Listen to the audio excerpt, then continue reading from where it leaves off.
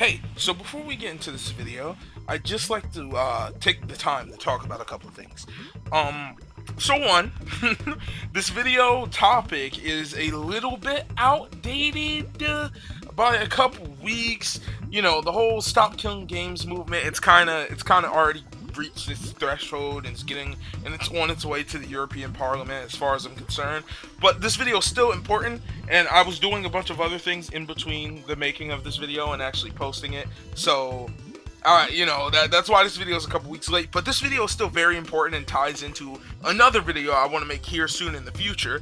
Another thing I'd just like to say is that I plan, you know what, I'm really debating if I want to say this. I plan on trying to get back to regularly scheduled videos, once a week, every Wednesday, going forward from this point. Can I do it? I don't know. I've told you guys this lie so many times. I don't know if I'm gonna keep selling it to you. I'm just gonna say I'll try my best. I'm gonna try my best. That's what I will say to you. I'm not gonna guarantee. I'm not gonna promise. I'm going to try my best to get back to weekly uploads. But yeah, this video is long overdue. You guys are probably ready to watch it, so I'm not gonna hold you up any longer. So without further ado, enjoy the video, Slayers.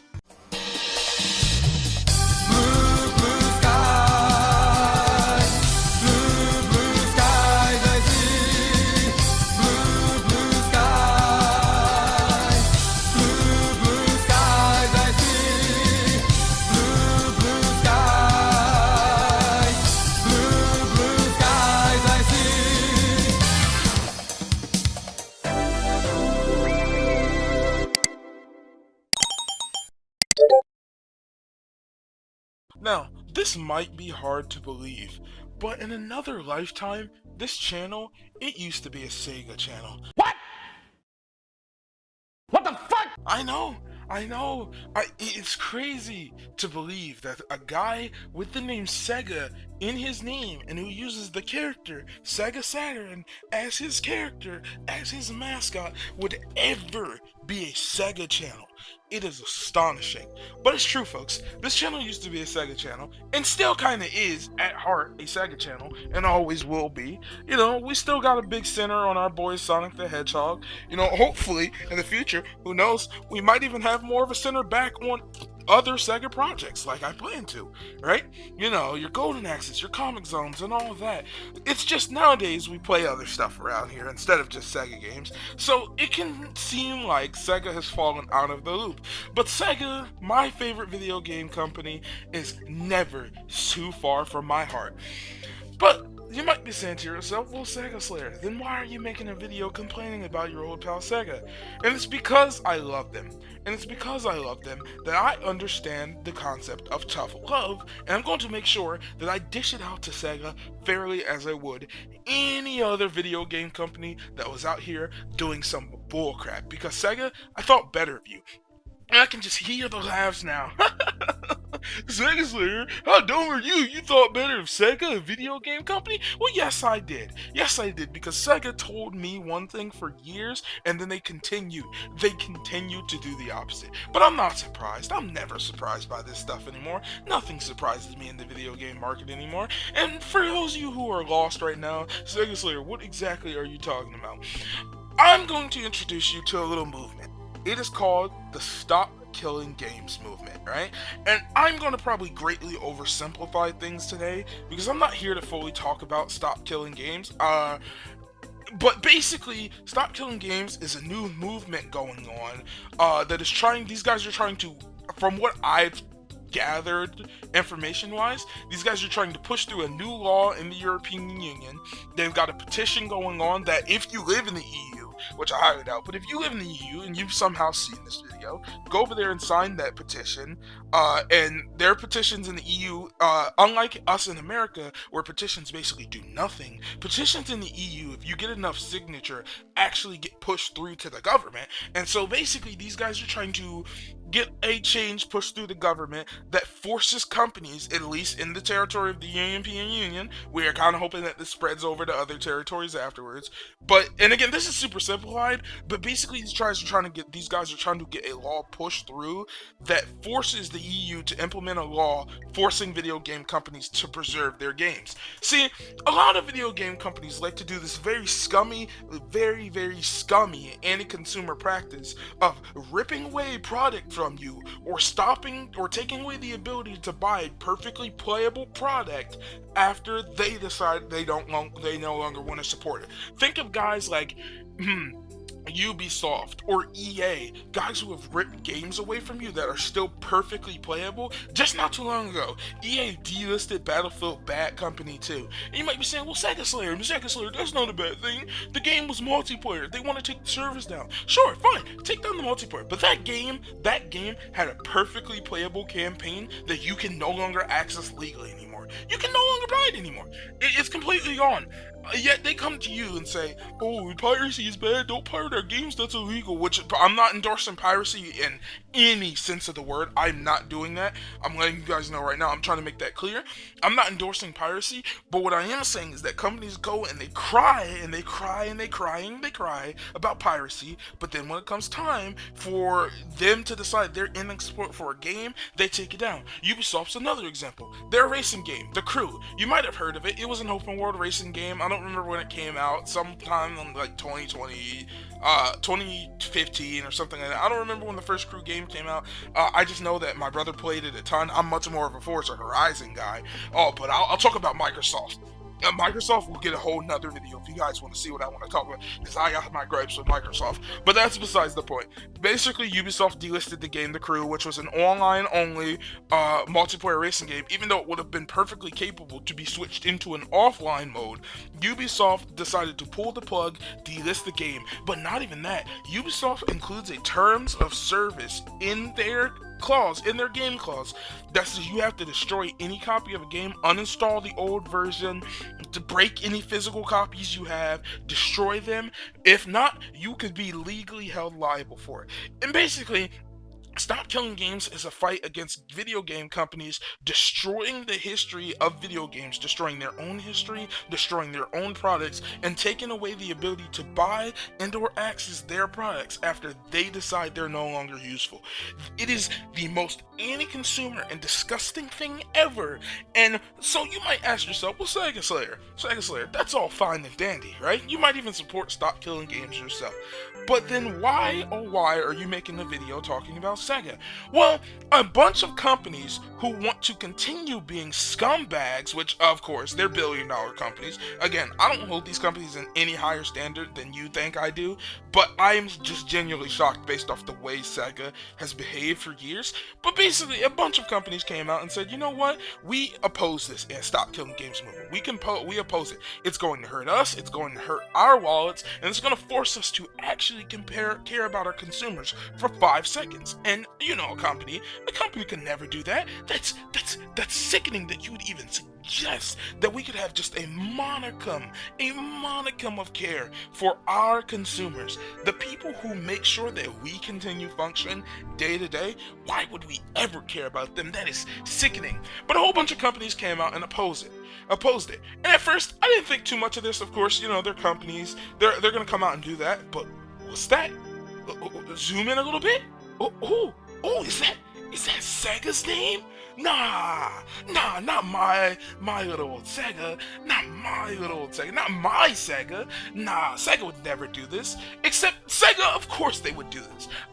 Seeing their name, I wasn't shocked so much as I was disappointed. I mean, let's be real here. I've complained for years about Sega being anti-consumer. Anybody remember Sonic Origins? The most anti-consumer game ever that I refused to buy out of protest? Because for those of you who don't remember, or maybe you just don't care and it slipped your mind, you used to be able to buy Sonic 1, 2, 3, I was about to say 4, I don't know why I was going to say 4, you still buy 4, but you used to be able to buy Sonic 1, 2, and 3 on the Steam back in the day, and they were the complete original versions. In Sonic 3 and Knuckles' case, it had the original Sega Genesis music, you know, the one that was helped composed by Michael Jackson, the original goated soundtrack. It had that, right? Until Sonic Origins was announced and Sega took those 3 down. Now you might be saying to yourself, well, Sega Slayer, that's not such a big deal, right? Who cares? It's just versions of Sonic 1, 2, and 3. The new versions and Origins are better. And I wouldn't even be that mad. I could agree with you, right? I could agree with you. The Sonic 1 and 2 are basically the mobile ports, and they have challenges and things that add original features, but that's not entirely the point. Maybe I want the original versions of Sonic 1 and 2. You know, maybe I want the original flawed versions without all the new Christian Whitehead upgrades, right? Maybe that's exactly what I want. No, but the biggest gripe of all is Sonic the Hedgehog 3. You see, because the version of Sonic the Hedgehog 3 in Origins is not the original Genesis version. It's not the version where the music sounds like this.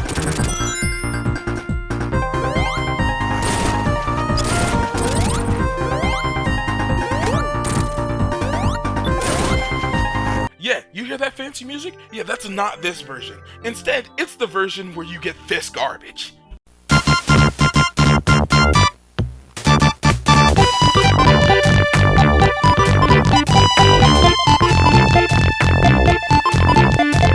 Yeah, that garbage right there. Absolute lowest of the low, bottom barrel slap. And if you don't know what that is the PC soundtrack where the Michael Jackson music, due to copyright reasons, was replaced. Now you might be saying to yourself, Sega Slayer, why didn't Sega just include both soundtracks? And it's because they legally could have. They could have easily gotten the rights for it. They've done it in the past. They've constantly done this before, but the issue is that Sega wants to cheap out half the time and flip-flop in and out and flip-flop in and out, and they were tired of paying the license to use the Michael Jackson soundtrack. So being the cheap bastards that they are, they completely cut it out of the Origins version, and you cannot get that soundtrack whatsoever. And then they get mad when people turn around and pirate the games. Sega used to be the most respectable company when it came to consumer rights, but nowadays it seems like I can't even trust them to not delist the next game. Like, they delist games on a daily basis. You see them disappear from the Steam platform. One day they're there, one day they're not there. I can't speak for console because I'm not a console player anymore. I only play on PC. But 1 second there's games there, 1 second there are games not there. I wouldn't be surprised if, I don't know, Team Sonic Racing was, with Sonic Racing Cross Worlds coming out soon, if Team Sonic Racing was completely delisted. And it's just a shame to me that Sega, a company that would come out here and always preach how much they care about their fan base, how much they love their fan base, how much they trust their fan base, would come out and oppose something like stop killing games instead of, I don't know, maybe implementing a better system for preservation. And that's before we even get into, and don't think I didn't touch on it much here because I want to talk about it in a separate video, but don't think you guys taking down a ton, delisting a ton recently of Sega Forever classic games on mobile. So basically you could download a bunch of old classic Sega games that you would usually emulate on the Genesis or something, but you could download them conveniently on the Google Play Store. There was Sonic CD, I believe there's Sonic 4 Part 2 and a couple others that got delisted. A ton of Sega Forever games got completely taken down, shut offline. If you didn't have them beforehand, the only ones that I think are left, off the top of my head, again, this is all the top of my head, so if I get something wrong, I'm sorry, but the only ones I think are left are like Sonic 1, 2, and maybe Crazy Taxi. They took down a treasure trove of classic Sega games from both the Genesis and the Dreamcast and the Master System that you could once download on the Google Play Store for completely free for no reason at all. They just took those down. You just cannot get them anymore. And so then Sega goes and they wonder why people emulate their games. Companies go, they wonder why people pirates their games. And again, I'm not condoning any of that, but you come on here and you take down, you remove the ability for me to legally acquire your games, or legally, in the case of Sonic the Hedgehog 3, legally acquire the original version of the game without purchasing a second-hand copy on the Sega Genesis or emulating it. What else do you think is going to happen? I don't know, what Sega thinks they're getting out of what they get. I guess I know what they get. What am I talking about? They get more money. They get to be more greedy. That's what they get out of support of campaigning against stop killing games. But it is honestly just disgusting and sickening that Sega has been down this really dark path. You know, we got a new CEO at Sega, and the guy he comes out and he says, "Oh, I'm going to save Sega. I'm going to bring Sega back to the glory days of the 90s." Well, you're sure doing a heck of a job, man. I'm loving the way that you're taking Sega. I'm loving the direction. Please keep it going, you know? And it's almost enough to make me say I'm not excited for upcoming Sega games like Sonic Race and Cross Worlds or Stranger Than Heaven. But that's not true. I'm gonna chill. I'm gonna buy those games anyway. You know that. Especially Stranger Than Heaven and Sonic Race and Cross Worlds. I already got my pre-order in for that one. You know that's a day one stream, by the way. You know, a quick little shameless plug. You want to see Sonic Race and Cross Worlds day one? You want to see that day one? Make sure you're over here, okay? Because I'll be playing it day one, live, on the channel for you. And I'll make constant videos about it too if you guys want me to do that as well. But I'll be playing that over here day one. But I don't know if I've been ranting for too long, if I've gone on for too long. Heck, I don't even know if this video will even make it out. We're a little bit beyond the controversy. I'm a little bit behind on the topic because I haven't been making videos in a little while, and I got to get back on the grind, and I'm sorry about that.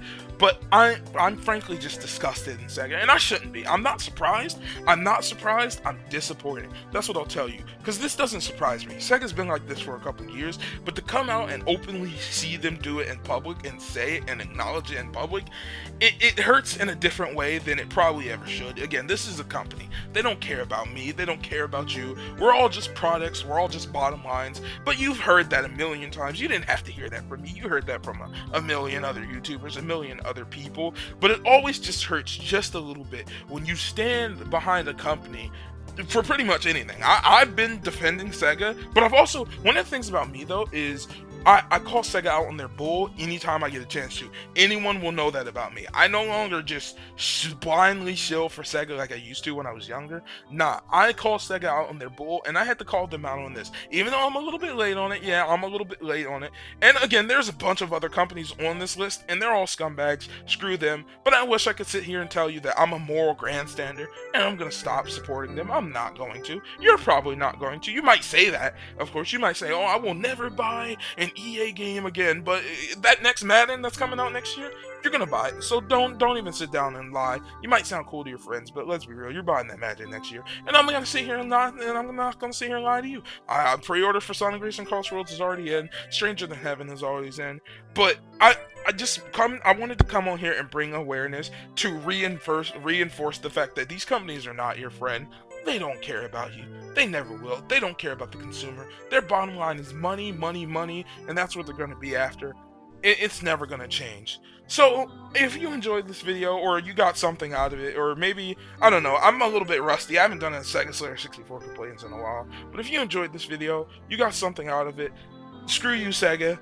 Make sure to subscribe. We're trying to reach 3,000 subscribers. You'd be helping us out a lot. Make sure to share this video with your friends to become a Super Slayer.